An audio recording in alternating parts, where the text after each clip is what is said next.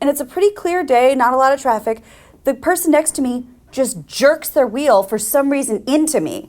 And thinking, not even thinking, I jerk to avoid them, hit the median about 75 miles an hour, roll the car. It ends up on the way it's supposed to be. And all I remember, and people say generally you don't remember stuff like this, I remember it clearly. I remember closing my eyes and being very still and just kind of waiting to see what was going to happen.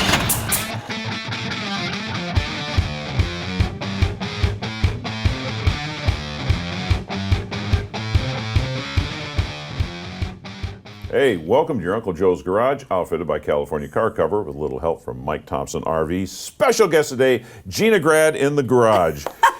and I want to point this out, that I'm talking to Gina Grad, not necessarily Gina Grad of Mark in the Morning, not Gina Grad of Adam Carolla in the backyard, not Gina Grad of Steve Grad's offspring. Right. So we're just doing, welcome to the garage. Thank you. I'm so happy to be here. I can't believe I got the invite. Somebody must have canceled. Well, you didn't tell her, did you? No. One of the first questions we always ask, because it's a garage, your first car. I called it the Nova O Soul. I had a Chevy Nova. Yeah. It was a candy apple red. It was my mom's car that she gave to me. Gray racing stripe. Oh my God. And I thought I was pretty badass in it, I'm not going to lie to you. Oh my God. Gray fabric. Yes, and a big back seat. Well, I wouldn't know, Uncle Joe. What? Yes, it was very roomy. Fit two, quite comfortably. That's what we were looking for. Exactly what we were looking for.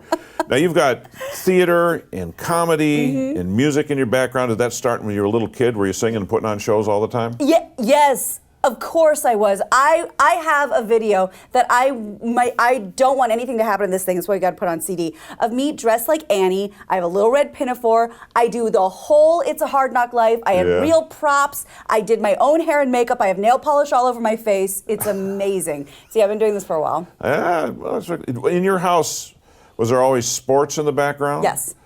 And that was not just ball and bat and ball. What do they call those things? That was not just bat and ball sports. You can tell what I'm good at. Well, it was both. It was always on TV because my dad was on TV. So when we missed him, we would toddle up to the TV and go, "Hi, Daddy," and touch it. And it was really sad, but it's funny now. And then, because he traveled I thought it was cute. No, he traveled a lot with all the teams. And then he was really into sports with us. So I played soccer. We were on you're going to like this, piece of trivia. Our team name, kindergarten soccer, the Sugar Babies. Aw, that's sweet. Then played that's therapy 10 years down the road. What an inappropriate name for a children's soccer team. And then, so my dad was always playing ball with us in the back, always catching pop-ups and playing soccer. I was terrible at sports, but he didn't care. Well, I know he's a racing fan as well. He did a lot of work calling races and whatnot. He's done everything. Did any of that pass over to you? Have you got like pictures of Jimmy Johnson on the wall or pictures of Chevys? Doesn't he make the sausages? Yes, ladies and gentlemen, Gina Grad is with us here today. No, I actually do. You do lots of, let me point this out in case they miss this, you do a lot of voices.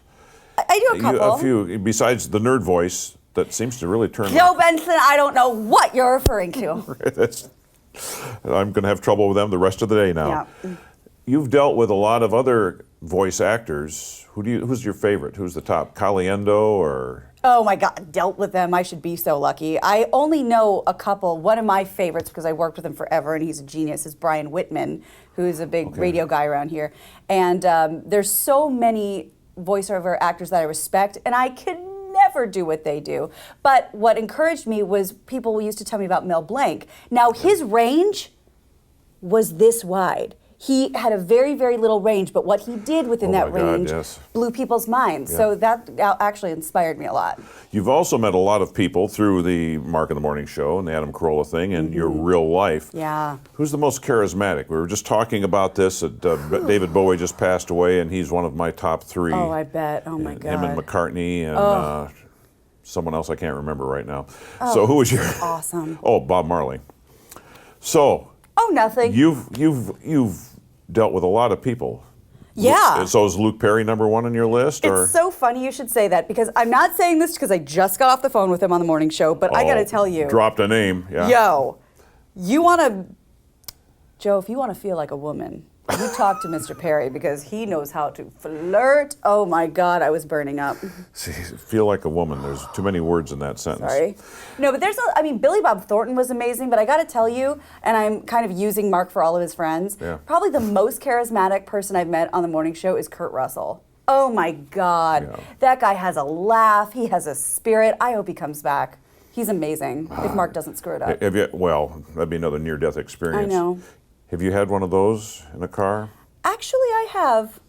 And I never thought I'd be someone who could say this, but I should probably be dead, and I am very, very lucky that I'm not. Well, I'm glad you're not. Thank you, me too. I keep I've had fixing some my hair. stiff guests before, but that wouldn't be right at all. Hey-o. So, long story short, I went back to Kansas City for a friend's wedding, and I was in the wedding. Yeah. And I had my dress, my beautiful Vera Wang dress laid across the back seat, and my makeup, and my this, and my that. And I'm just driving down the highway. We call them highways. Yes. To get to the rehearsal and the pictures. All of a sudden, and it's a pretty clear day, not a lot of traffic, the person next to me just jerks their wheel for some reason into me. And not even thinking, I jerk to avoid them, hit the median about 75 miles an hour, roll the car. It ends up on the way it's supposed to be. And all I remember, and people say generally you don't remember stuff like this, I remember it clearly. I remember closing my eyes and being very still and just kind of waiting to see what was going to happen. Yeah. And this is how you know you're in Kansas, because people actually get out of their car and start running to help you as opposed to filming you and putting it on YouTube. So everyone got out of their cars, stopped where they were, they called an ambulance, put me on the thing with the thing and the thing, got me right to the hospital. Long story short, they gave me 6 Advil and I walked in the wedding that night. Oh, dear God. I am bionic. I can't be killed. This also explains, with that in your background, why you're so calm working with Mark all the time. Thank you for stopping into the garage here, dear. Thank you, Uncle J Bones. Any other time you want to stop by? Really? Yeah. You probably have some car stories. That's a personnel thing. Thank you very much. I do. Hey, I know that yes you, haven't been in the Uncle Joe's Garage yet, but I got some good news. We have created a mobile version of the Uncle Joe's Garage, thanks to our friends at Mike Thompson RV Superstores. Like they say, don't miss a moment, and don't miss the mobile Uncle Joe's Garage coming to a location near you.